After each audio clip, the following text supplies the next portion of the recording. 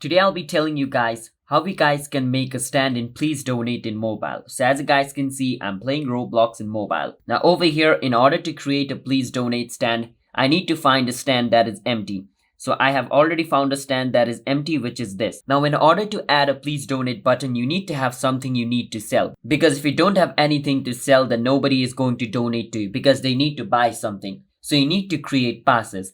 And I've already made a video on our channel on how to create passes on Roblox using your mobile phone.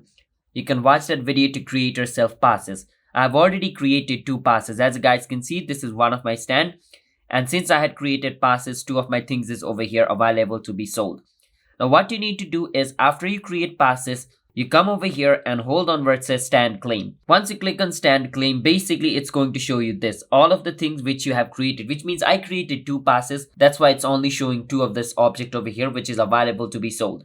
So people can pay me 50 Robux and buy this, or 20 Robux and buy this.